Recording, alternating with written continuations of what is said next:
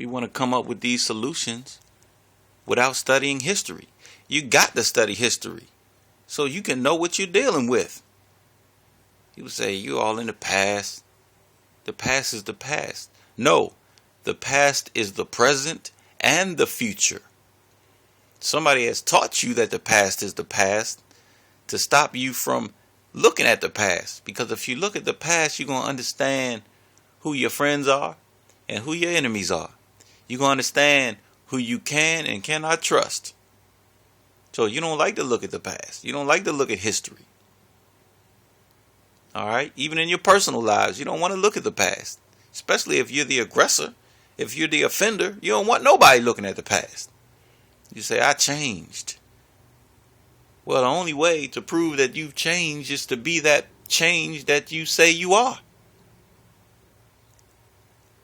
If you're consistently being consistent in your evil ways, if I can say evil, don't even know what word to use now. Can't use this word, can't use that word. Evil, that's a Christian concept. Can I say wicked? I don't know. I guess I need to study more of the English language so that y'all Negroes will listen. Oh, can I even say Negro? I don't freaking know what to say. That's why I always say, listen to the essence of what is being said and don't focus on the language. Okay? Language is a divisive tool. Some months ago, we were talking about how deep and necessary the book I think it's called Afrocentricity by Malefi Asante, Dr. Malefi Asante. People won't even read that book because of the title. Because it says Afrocentricity and not African centricity. Or black centricity. They won't even read the book. So they're missing all of the useful information in the book because of a damn word. But that's how you know who's wise or intelligent and not really that way. So the question was, Daku, you keep saying it's not about economics. Then what is it about? How can we get what we need if we can't get it economically? I say you get it the same way everybody else got what they got. Well, how's that, Daku? They took it. But again, you wouldn't know that if you didn't study history. Somebody's convinced you that the way is going to college. Stacking your bread. Somebody convinced you that that's the way. That's the way if you're just looking out for your individual self. I will say that. So anytime you got somebody on that money grab, anytime somebody is talking from that perspective, you know that they're interested in their own individual survival. All right? So, how did everybody else get it? You need to study the warring states of China. See, you think China has always been that one state. But history tells us that there were 7 warring states in China. Okay? And one of the rulers of one of the 7 warring states decided to unify China. So, what did he do? According to you economists, those of you that believe in bread and dough and loot and dollars and greenbacks, according to you, you think that particular ruler went and bought the other 6 warring states. That's not what happened. They fought over that land, and now you have the China that you see today. When you study the Zulu Wars, not the Zulu Wars, but Shaka Zulu, because some say the Zulu Wars were the wars between the Zulu and the British. And that's not what I'm talking about. I'm talking about pre-British invasion. The Zulus, under Shaka Zulu, expanded their territory, not by purchase, but by taking it, by war. If you look at the Indian Wars lasted 350 years. So-called Indian Wars in America. They lasted approximately 350 years. They fought over what they got. That's how they got what they got at that time. The European, how did he get what he got? By taking it. He got it by force.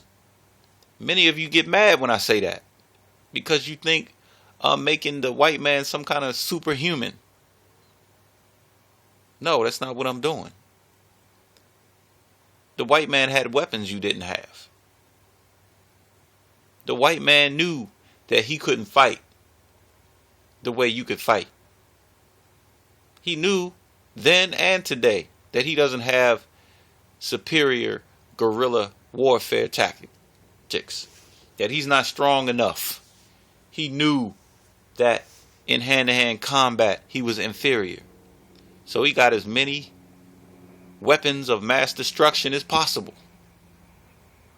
That's how he got what he got.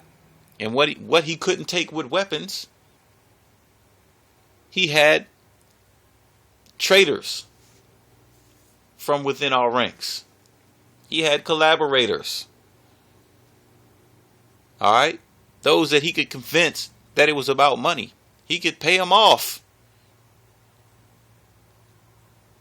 If you read the book Slave Insurrections, you'll see that when you had these organizations during slavery that were hell-bent on overthrowing the cracker, many times their plans were thwarted by black men and women that believed in the white man's money. So they gave up the plot and plans to the white man and they got paid off for it. Study the history. Because I done studied history over the years. Over 2 decades of studying. Painful studying. Because it wasn't nothing I could get from the study. Because I already knew from the beginning, from just watching Roots way back in the mid-70s, who the enemy was. But I studied, and I studied, and I studied. I done forgot most of what I studied until it comes up in a debate or argument or a conversation. I've loaned out more books and not gotten them back than many of you have ever read in the damn library. And I'm not bragging. I'm just saying that we've studied this information. This is why we came to the conclusion that we came to. Because we've been just as brainwashed as you. You should read some books like Destruction of Black Civilization, where you're going to get 5,500 years of history. Okay? Read Civilization or Barbarism. Read the Black Holocaust. Read The Conquest of Paradise. I'm almost afraid to make this next statement. But those of you that don't want to read, they have some okay, and I'm just saying okay, DVDs out here, DVD series that you can buy and watch. But the reason I'm afraid to say that is because these DVD series, if you haven't read enough history, they can confuse you. The Great Indian Wars is a decent DVD series. But as an abolitionist, someone that wants to put an end to mental slavery, I'm looking at it and all this information with a critical, analytical eye. And so the Great Indian Wars has a chapter called Black Indians. Of course, you knew I gravitated to that particular chapter, as I myself am a black, so-called Black Indian. And we don't want to get up into words today. This ain't no debate on words. Maybe I should say Black African Indian. Whatever you more. I don't know. Whatever you think I should call myself. But I know what's in my blood. Fuck the words. So I gravitate towards the chapter on Black Indians. And in the chapter on Black Indians, some of the so-called Black Indians that they interviewed said the reason I'm so light-skinned is because we were mixed with Native Americans, Native American blood. I said, wait a minute. If you were mixed with Native American blood, you'd be my complexion. You wouldn't be so light-skinned. So I'm looking at it saying, okay, it's giving some good information, but it's giving some brainwashing information as well. Because the Black Indians that mixed with the so-called Native American Indians that became light-skinned, their Native American ancestry line, if you will, were mixed primarily with Caucasian blood.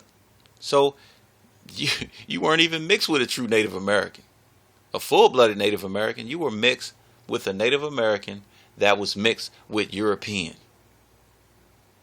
So that's the real reason why you have your light pigmentation. But I digress. But we're talking about studying history. How did the white man get what he got? He got it by force. We just went to West Virginia on a fact-finding mission.